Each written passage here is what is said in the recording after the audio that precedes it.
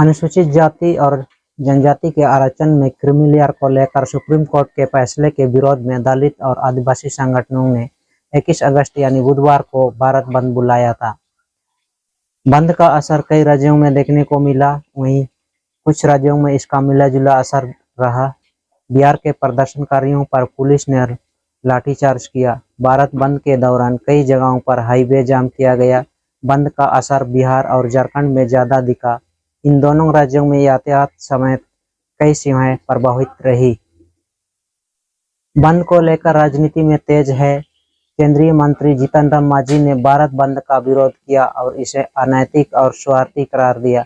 वहीं केंद्रीय मंत्री और एनडीए के सहयोगी दल लोक जनशक्ति पार्टी रामविलास के अध्यक्ष चिराग पासवान ने बंद को नैतिक समर्थन दिया।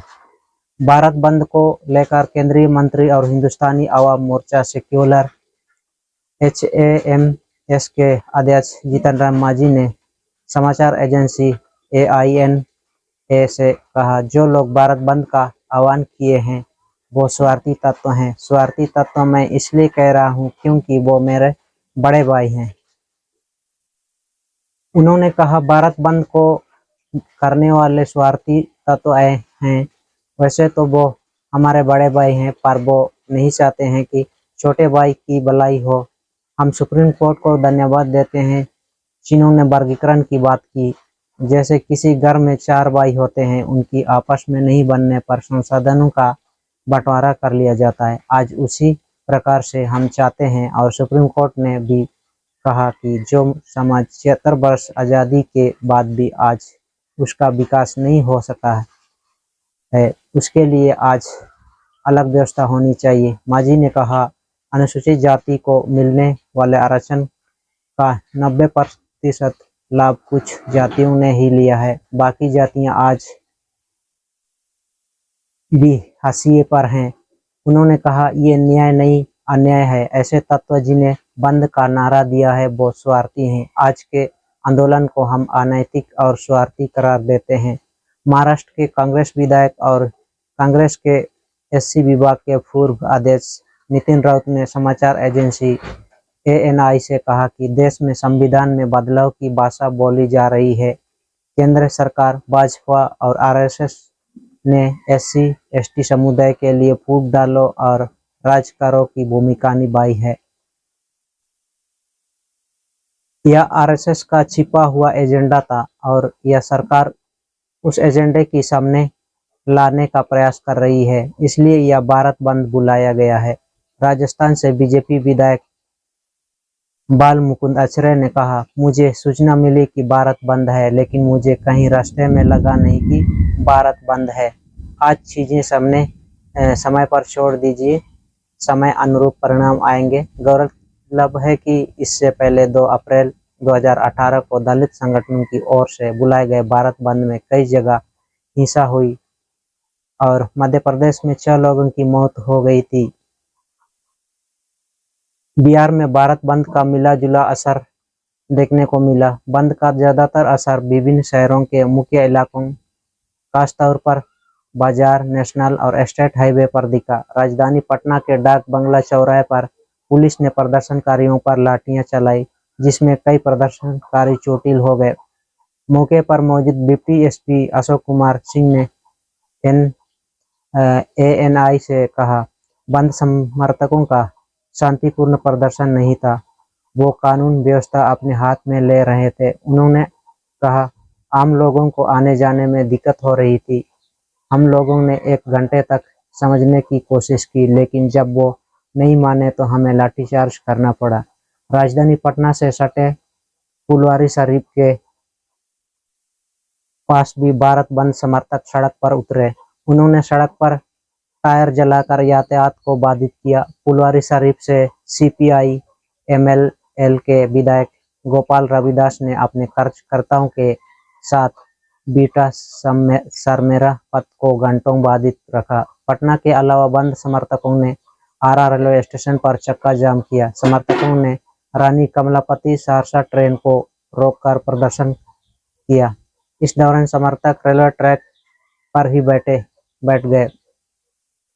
आरा की स्थानीय पत्रकार नेहा गुप्ता बताती हैं कि बंद का मिला-जुला असर रहा। प्रदर्शनकारियों ने 10 मिनट तक ट्रेन को रोके रखा, लेकिन उसके बाद ट्रेन परिचालन सामान्य हो गया।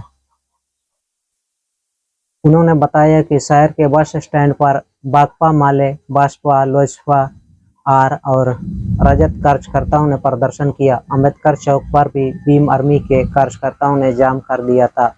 आरा के अलावा दरभंगा में भी भीम आर्मी के कार्यकर्ताओं ने दरभंगा स्टेशन पर म्यूजियम गुमटी के पास बिहार संपर्क क्रांति को लगभग 1 घंटे तक जाम रखा। बंद का असर पूर्णिया, सहरसा, बक्सर, जहानाबाद, नवादा, औरंगाबाद सहित कई जिलों में देखने को मिला। यहाँ जगह-जगह रेल यातायात और सड़क यातायात को जाम करके प्रदर्शनकारियों ने प्रदर्शन किया। मुजफ्फरपुर में राष्ट्रीय राजमार्ग 28 पर टायर जलाकर भीम आर्मी ने प्रदर्शन किया। वहीं जहानाबाद में पुलिस और बंद समर्थकों के बीच नोक-झोंक हुई। यहाँ राष्ट्रीय राजमार्ग 83 और 110 को सुबह से ही बंद समर्थकों ने बांस लगाकर जाम कर दिया था। बंद को लेकर बिहार में राजनीति भी तेज हो गई है। एनडीए के 2 घटक दल यानी लोक जनशक्ति पार्टी रामविलास और हिंदुस्तानी आवाम मोर्चा सेक्युलर हम बंद को लेकर आमने-सामने हैं। लोजपा आर के अध्यक्ष चिराग पासवान ने बंद को नैतिक समर्थन दिया। उन्होंने एक ट्वीट के जरिए इसकी जानकारी दी। उन्होंने कहा कि रामविलास पासवान के सिद्धांतों पर चलने वाली लोक जनशक्ति पार्टी रामविलास दलितों के हक और अधिकार के लिए लड़ाई लड़ते रहेगी। लोजपा आर के कार्यकर्ताओं ने राज्य के कई हिस्सों में बंद के प्रदर्शनों में हिस्सा लिया। उत्तर प्रदेश में बंद का असर कई जगहों पर देखने को मिला है, वहीं कई जगहों पर इसका मिला-जुला असर रहा। राजधानी लखनऊ में Bahujan Samaj party, Bhim army, Samajwadi party और कांग्रेस के कार्यकर्ता अपना झंडा लेकर बंद के समर्थन में प्रदर्शन में शामिल हुए। हजरतगंज में अंबेडकर की मूर्ति के सामने धरना दिया। प्रदर्शनकारियों ने परिवर्तन चौक से मार्च भी निकाला और राज्य सरकार से मांग की है कि इस फैसले के खिलाफ संसद में कानून पारित किया जाए। प्रदर्शनकारियों में महिलाएं भी शामिल थी। प्रदर्शन के दौरान SC ST को बांटना बंद करो जैसे नारे लगाए गए। वहीं समाजवादी पार्टी के कार्यकर्ताओं ने संविधान का हवाला देकर नारेबाजी की।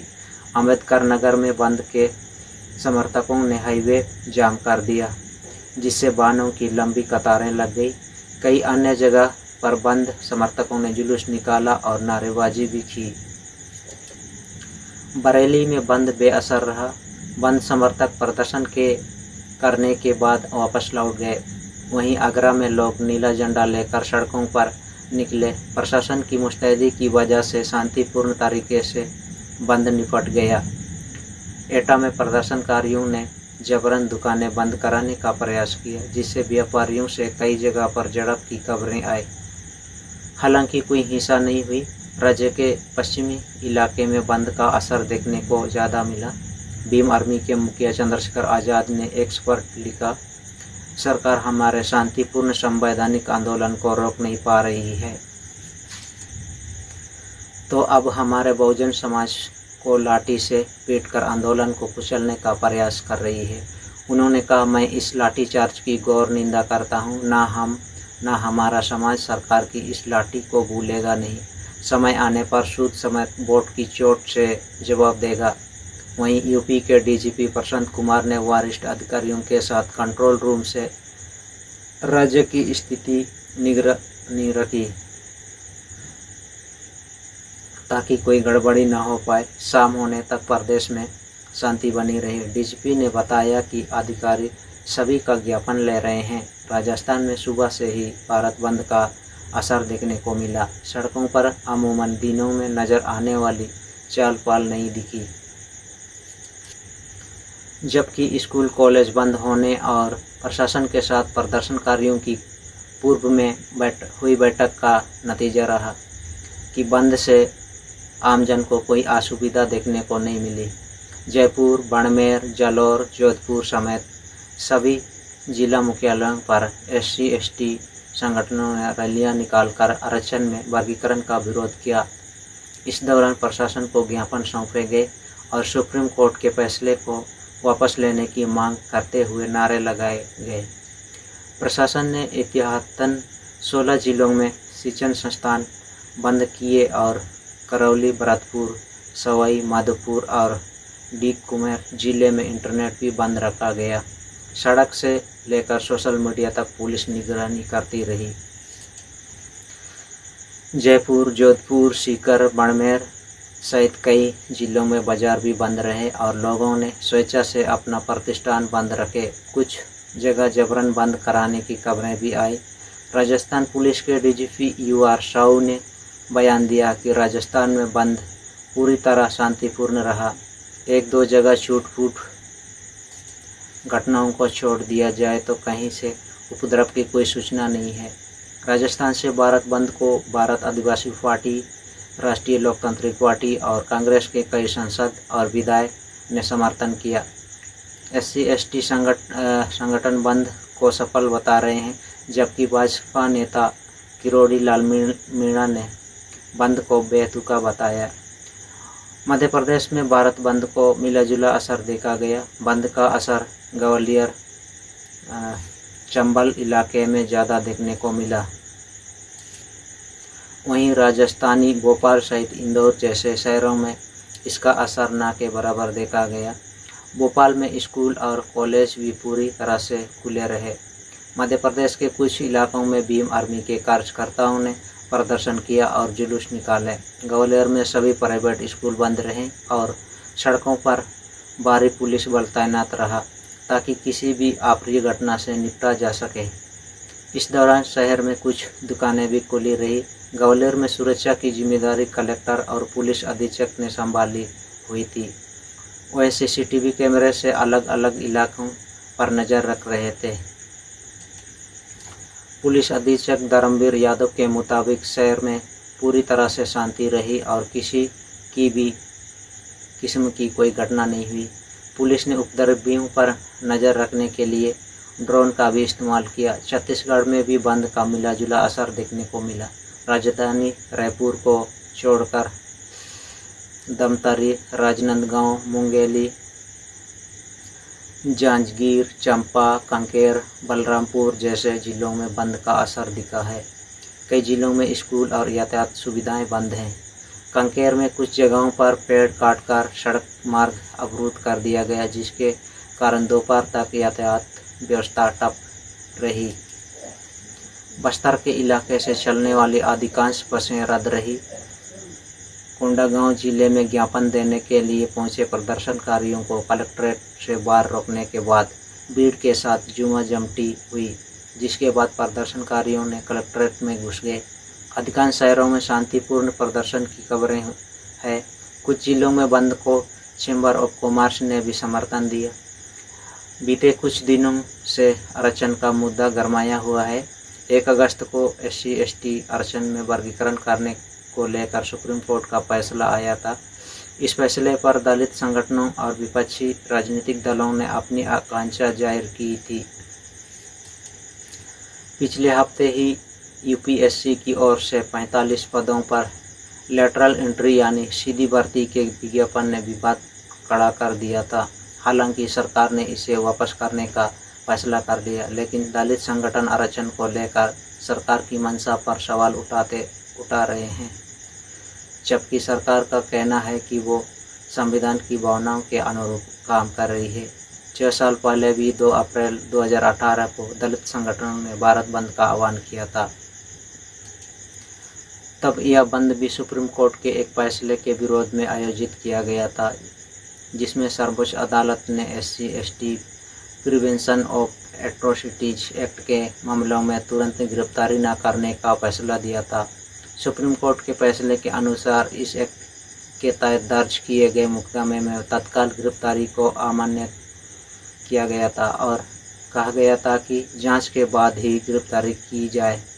सुप्रीम कोर्ट के इस फैसले को लेकर देश भर के SC और ST संगठनों की तीखी प्रतिक्रिया आई थी।